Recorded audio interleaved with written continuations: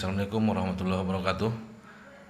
Ya, pada kesempatan kali ini saya akan coba berbagi. Semoga ada manfaatnya ya. Karena baru saja tadi ada kawan yang komplain, ya boleh dikatakan komplain karena nadanya agak sedikit kurang enak ya. Jadi bukan untuk mengajak diskusi tapi malah mengajak debat siapa yang paling pandai, seolah-olah mencari siapa yang paling pandai dalam teknik BBMA ya.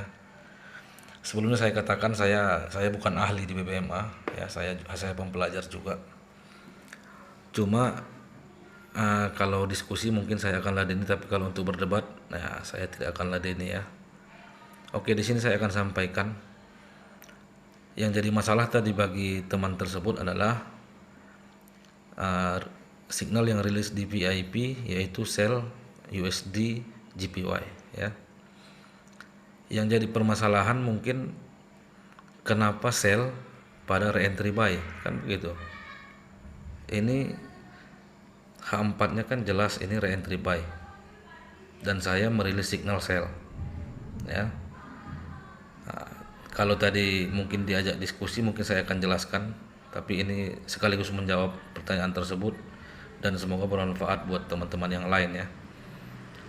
Ini bukan BBMA yang advance, ini bukan sesuatu yang luar biasa, ini hanya basic. Ini hanya BBMA basic ya. Jadi jangan berfokus hanya pada satu time frame ini untuk mengambil satu kesimpulan apa yang diambil keputusan oleh seseorang itu salah ya. Kita punya sudut pandang yang berbeda dan saya punya alasan yang kuat untuk sell di sini. Alasan saya cukup kuat ya. Nah, ini saya akan jelaskan. Coba diperhatikan time frame weekly. Ini basic ya, basic. Ini ekstrim, di weekly ini ekstrim. Ini candle close di luar BB, kemudian reverse candle dan retest candle. Ya. Ini line ini yang saya kasih tanda ini. Ini line MHP yang bakalan menjadi line MHP weekly di kemudian hari. Ya. BBMA basic adalah setelah ekstrim akan TP wajib. TP wajibnya ini di 113 211. Dan TP saya pun tidak sampai ke sini. Hanya di sini 50 pip. Ya.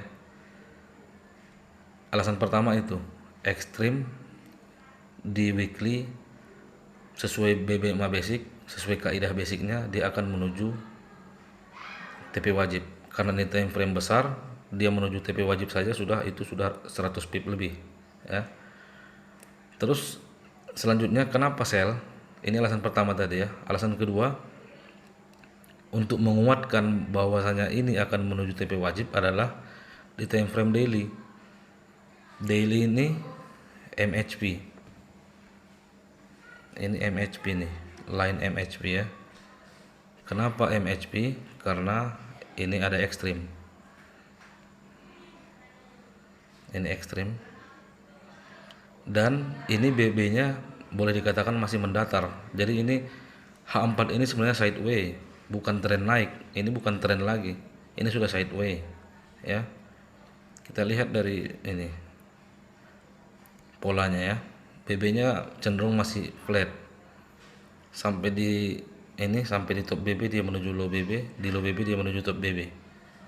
Kemudian di sebelumnya juga gelombang sebelumnya dia di low BB menuju top BB, top BB menuju low BB, low BB menuju top BB. Jadi ini H4 ini bukan uptrend. Ini sedang konsolidasi. Memang sebelumnya uptrend ya. Setelah uptrend akan konsolidasi atau sideways ya. Jadi itu alasan kedua. Alasan keduanya adalah daily ini MHP. Setelah MHP apa?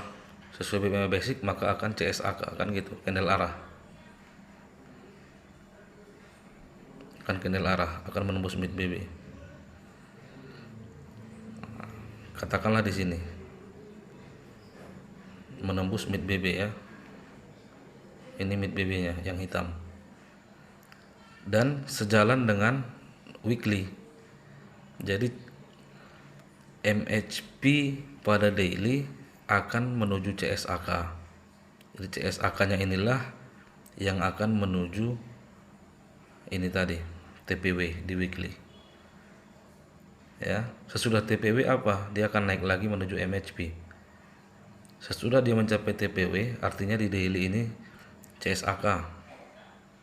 Maka setelah CSAK dia akan re-entry CSAK, naik lagi ke atas, dan inilah nanti area MHP di weekly ini.